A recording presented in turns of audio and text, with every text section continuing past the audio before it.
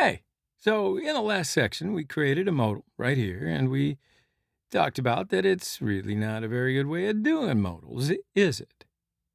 So now I want to talk to you about a really big issue that we probably would encounter at some point in the future.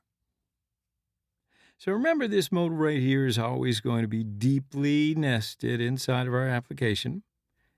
We might have a tremendous amount of JSX with a ton of styling parents to that modal component. So this modal is going to be wrapped by maybe two or even three divs inside of the about component, or maybe even another div inside the app. And every one of those divs can have a certain amount of styling being applied to it. So let me just quickly show you what I mean. I'm going to go back over to my editor and I'm going to wrap my modal element right here with a new div. And I'm going to give that div a class of wrapper, and then I'll add in a selector for it inside my CSS file. And I'm going to say that the position is relative and the z-index is 0.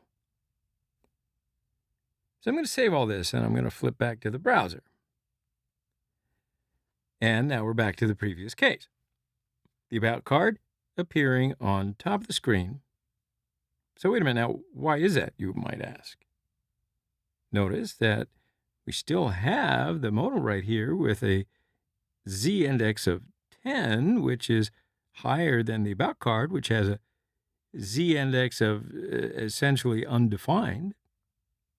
So let's take a look at a diagram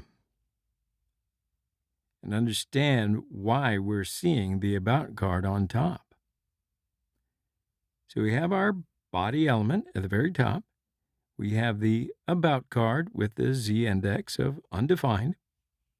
And we now have something called the wrapper element right here that has position of relative and z-index of 0.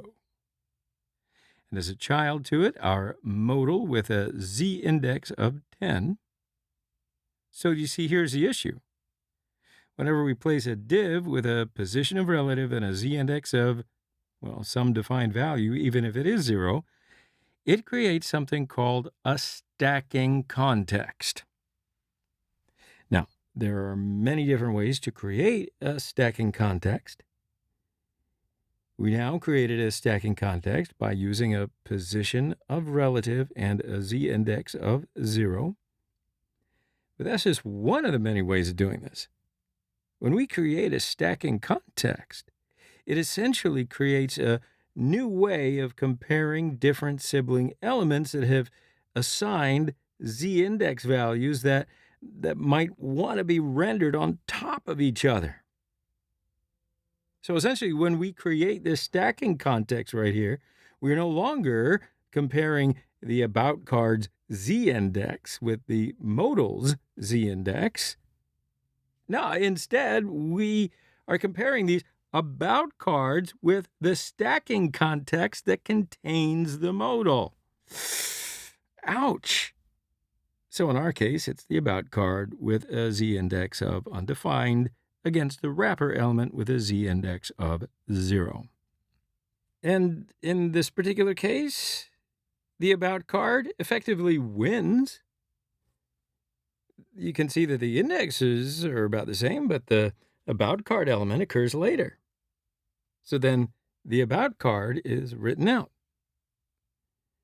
So if there is an element listed later on the inside of the body element, if the indexes are the same, then whichever element occurs later will be the one that's displayed on top of the other.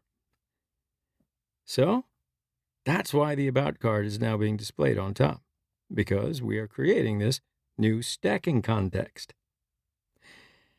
Okay, so you're probably thinking, hey, well, you know what? Now that I get it, it's probably pretty easy to fix. You might think that you want to take out this div with a class of wrapper and change the z-index to 100, and now that's going to definitely beat out the About card. And yeah, that's pretty good thinking, but here's the issue. So remember, when we have a React application, we've got all of these different divs, all these different elements, all these different components, and all our modals might be deeply nested inside of this div with ID of root. So at some point in time in the future, you might work on an application that already has hundreds of components inside it. And let's say you might have a super deeply nested component structure. And so it's not always going to be quite so easy for you to just say, I just need to change some parent CSS, because there's always going to be a possibility if you change it, you might break the entire application.